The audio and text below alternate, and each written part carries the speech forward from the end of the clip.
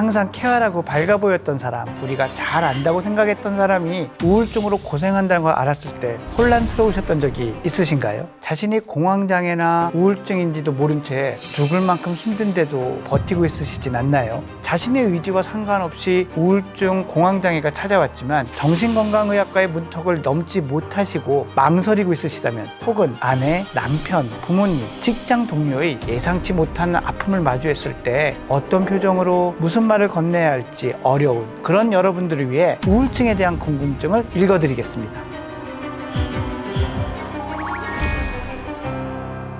안녕하세요. 정신건강의학과 전문의 노규식입니다. 최근 정신건강에 대한 인식이 높아지고 스스로 마음을 살피는 사람들이 많아지고 있지만, 동시에 자신의 우울을 철저히 숨기거나 아예 인식하지 못하는 사람도 늘어나고 있습니다. 흔히들 마음의 병이라고 하니까 마음만 잘 먹으면 고칠 수 있다고 생각하는데, 우울증은 단순히 슬프고 우울하고 그런 잠깐의 느낌이 아닙니다. 감정, 신체, 인지기능 전반에 걸쳐서 기능이 저하되고 장애가 지속돼서 자칫하면 죽음에까지 이를 수 있는 몸의 질병입니다. 팬데믹 이후 전 세계 각국에서 우울증과 불안증의 발병률이 증가했습니다. 우리나라, 한국의 경우 10명 중 4명이 우울증을 겪고 있을 정도로 아주 심각한 상황이라고 합니다. 2020년도에 OECD 통계를 보면 우리나라의 우울증 유병률은 36.8%입니다. 미국은 2019년도에 6.6%이던 것이 2020년에 23.5%로, 또 영국은 9.7%에서 19.2%로, 일본은 7.9%에서 17.3%로 늘었는데, 우리나라가 늘어난 숫자에는 미치지 못하고 있는 거죠. 더 큰 문제는 우울 증상을 호소한 사람들이 실제로 치료를 받고 있는 비율은 우리나라가 OECD 국가 중에서 최저라는 것입니다. 즉, 우울증을 겪고 고통받는 사람들은 많은데 치료는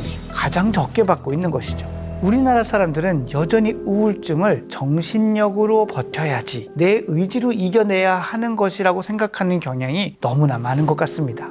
그러다 보니 혼자 해결하려고 고군분투 노력하다가 오히려 병을 키우게 되는 경우가 많습니다. 먼저 우울증이 무엇인지에 대해서 좀 더 정확하게 알아보도록 해야겠습니다. 우울증은 치료를 받아야 하는 뇌의 질환입니다. 이런 병이 생기는 이유는 유전적인 원인이 있고요, 또 내분비 호르몬의 이상이라는 원인도 제시되고 있고, 또 살아가면서 겪는 스트레스, 또 현재의 대인관계의 문제, 또는 아동기에 아주 심각하게 있었던 갈등 때문에 발생하기도 하지만, 최근에는 이 모든 것이 뇌의 신경 전달 물질을 관리하는 체계에 이상이 생겼다는 것이 많이 밝혀져 있습니다. 사실 이 뇌는요, 수없이 많은 신경계의 다발들로 이루어져 있습니다.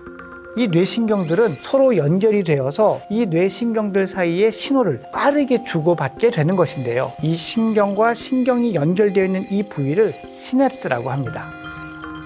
이 시냅스에서 신경과 신경 사이에 정보를 전달하는 것은 화학 물질로 하는데요, 이 화학 물질을 바로 신경 전달 물질이라고 하는 것이죠. 우울증의 발병에 영향을 미치는 주된 신경 전달 물질은 세로토닌, 노아드레날린, 도파민, 주로 이제 세로토닌이 중심이다 생각해 보시면 되는데, 정상적인 뇌에서는 이 신경 전달 물질이 분비돼서 다음 신경으로 빠르게 충분한 양이 전달이 됩니다. 그런데 다음 신경으로 전달되기 전에 다 사라지거나 충분하게 전달이 되지 못한다면 어떤 일이 생길 것이냐, 우리 몸에 기분을 조절할 수 있는 신경 전달 물질 체계에 오류가 생기면서 감정 조절이 잘 안 되게 되고 우울증 또는 공황장애와 같은 정신질환이 발생하게 되는 거죠. 따라서 의지가 약해서 그런 것도 아니고요, 성격이 예민해서 그런 것도 아니고, 이런 신경 전달 물질을 전달되는 체계에 균형 이상이 생겼다는 것이 원인이라는 것입니다.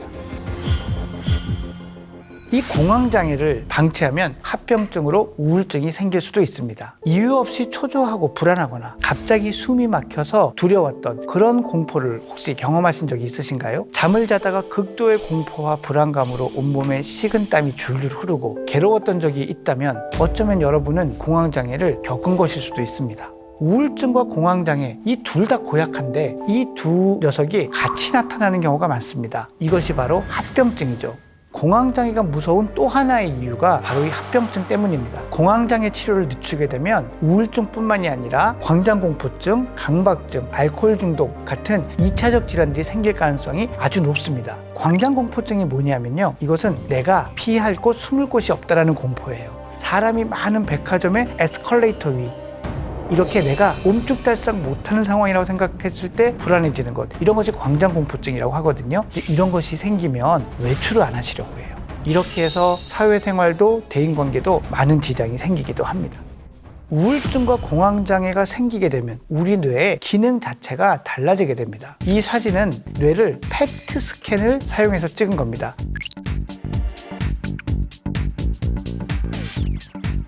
똑같은 사람의 PET 스캔인데요. 파란 면이 많아 보이는 왼쪽 사진은 이 사람이 우울할 때 찍은 겁니다. 그런데 반면에 오른쪽 사진은 붉은 부분, 노란 부분도 많잖아요. 이거는 우울함이 없어졌을 상태의 뇌를 찍은 겁니다. 파랗게 보이는 이유는 뭐냐면요, 뇌가 포도당을 많이 섭취하지 않았다는 거예요. 뇌신경세포가 포도당을 많이 섭취하지 않았다는 건 뇌세포가 일을 적게 했다는 뜻이죠. 그러니 기억력이 떨어질 수밖에 없고요, 판단력이 느려질 수밖에 없고 뭔가 하고 싶은 욕구가 생기지 않게 되죠. 특히 우울증 환자에 있어서 포도당의 섭취가 많이 떨어져 있는 부분이 어디냐면 전두엽과 변연계예요. 우리 뇌에서 전두엽은 생각하고 정보를 판단해서 계획하고, 그래서 본능을 억제하고 적절한 행동을 하도록 명령을 내리죠. 변연계는 무슨 일을 하냐면요, 좀 본능에 충실한 걸 해요. 감정적인 거, 충동적인 거, 잠, 그리고 기억을 오랫동안 저장하는 일들을 합니다. 이 두 가지가 제대로 역할을 못하니까요, 감정 조절도 잘 안 되고 잠도 잘 왔다가 때로 너무 많이 왔다가 식욕도 너무 늘었다가 너무 줄었다가, 더 무서운 건요, 자신과 미래에 대해서 자꾸 나쁜 방식으로 생각을 하게 되는 이런 기능 이상들이 자꾸 생기게 되는 겁니다. 그래서 우울증이 있을 때 생기는 많은 증상과 행동들은 우리 뇌의 전두엽과 변연계의 기능이 떨어지기 때문에 생기는 겁니다. 그러면 무심히 지나치기 쉬운 우울증의 신호가 무엇이 있을지 알려드릴게요. 우선 기분이 가라앉는다. 이거는 아주 명백한 우울증의 신호예요. 일을 너무 많이 해서 또는 일에서 스트레스를 받아서 몸이 힘들어서 기분이 저조해진다라고 생각하기 쉽지만, 이 기분이 가라앉고 있다는 것은 우울증상의 핵심 중에 핵심입니다. 물론 얼마나 떨어지느냐, 얼마나 오래 지속되느냐, 일상생활에 지장이 얼마나 있느냐를 따져봐야 돼요. 또 하나 흔히 나타나는 게 뭐냐면요, 세상에 재미있는 것이 없어지는 겁니다. 기분 부전, 쾌감 상실, 안헤도니아라고 합니다. 남들이 즐거워하는 어떤 일에도 재미와 흥미를 느끼지 못하고 무기력해지는 그런 느낌이 있으면 인간관계도 영향을 미치죠. 이것이 장기화되고 심해지면 사는 것에 대한 미련 자체도 없어지는 그런 상황까지 갈 수 있습니다. 이러한 우울 증상의 신호가 감지가 되면 그 다음에 결정적인 단서는 사실은 기간입니다. 이 모든 신호들이 적어도 2주 정도는 나타나야 우울증에 진단할 수 있다고 할 수 있습니다. 하지만 이 2주가 다 차지 않더라도 여러분의 일상생활이나 해야 될 일에 심각한 영향을 주고 있다면 의사를 한번 만나보시기를 강력히 추천드립니다. 만약 주변에 우울감으로 힘들어하고 있는 사람이 있다면 이때는 어떻게 해야 될까요? 평소부터 조심하실 필요가 있어요. 뭐냐면 평소에 대화하실 때도 야, 쟤 꼭 공황장애 있는 것 같지 않냐? 아, 넌 꼭 우울증 환자 같아. 이렇게 농담이나 희화하는 소재로 정신질환을 쓰지 않으셨으면 좋겠어요. 왜냐하면 이거는 내가 없다가도 생길 수 있는 거고 다른 사람도 없다가도 생길 수 있는 거기 때문에 그때의 그런 농담들이 비수로 꽂히는 경우가 많더라고요. 그럼에도 불구하고 나의 가족이 나에게 우울증을 털어놓습니다. 절대로 하지 말아야 될 말이 있습니다. 나도 그럴 때 있었어. 누구나 다 그래. 네가 마음이 약해서 그래. 어떡해. 힘내. 이런 섣부른 위로와 잘못된 공감이 더 상처가 되고 독이 될 수 있습니다. 생각해 보십시오. 힘낼 수 있으면 그 얘기 했겠습니까?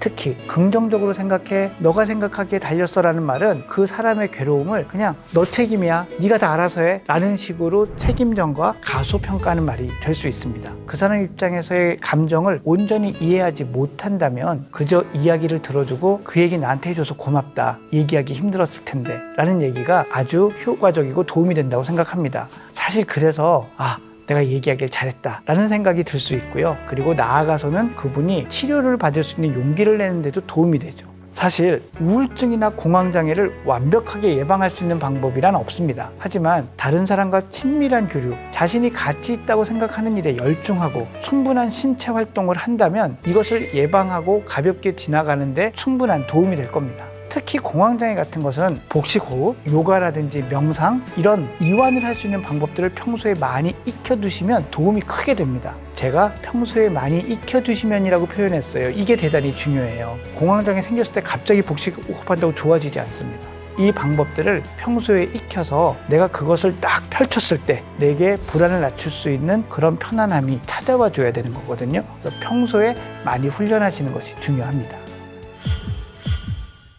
너무나 많은 분들이 우울증을 겪으셨고 공황장애도 한 번쯤은 겪으셨거나 지금도 겪고 있을 것입니다. 그런데 이런 것들이 본인의 의지에 의한 것이나 성격에 의한 것이 아니라 뇌의 기능 때문이란 것을 꼭 기억해 주시고요. 아울러 여러분 주변에 그런 사람이 있다면 여러분의 진심을 담아서 병원에 가서 의사를 만나서 치료할 것을 권유해 주시기 바랍니다. 이것을 약을 먹고 적절히 치료하면 충분히 나을 수 있다는 것도 꼭 기억해 주십시오. 지금까지 함께 해주셔서 감사합니다.